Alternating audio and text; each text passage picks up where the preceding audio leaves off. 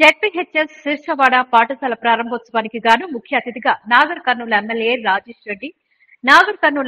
రాజేష్ రెడ్డిని పాఠశాల బృందం ఆహ్వానించారు. కానీ ఎంజీఆర్ ట్రస్ట్ అధ్యక్షుడు మాజీ ఎమ్మెల్యే మర్రి జనార్దన్ రెడ్డి మరియు ప్రజాప్రతినిధులు అందరినీ ప్రోటోకాల్ ప్రకారం వాళ్ళని కూడా ఆహ్వానించడం జరిగింది.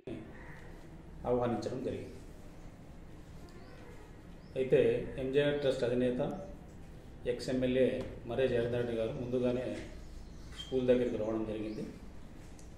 స్కూల్ గేట్ వద్ద వాళ్ళ అనుచరులు స్వయంగా తెచ్చుకున్న రిబ్బర్ను కట్ చేయడం జరిగింది.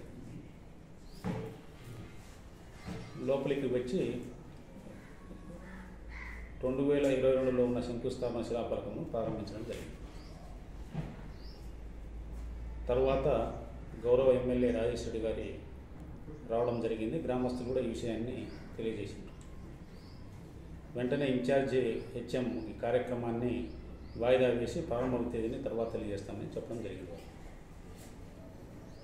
ఎంజీఆర్ ట్రస్ట్ మాజీ ఎమ్మెల్యే శ్రీ మర్రి జనార్దన్ రెడ్డి గారు వారి అనుచరులు చేసిన రిబ్బన్ కటింగ్ చేసే కార్యక్రమంను ప్రోటోకాల్ ఉల్లంఘించడం జరిగినందువలన ఈరోజు ప్రారంభోత్సవ కార్యక్రమాన్ని రద్దు చేయడం జరిగింది.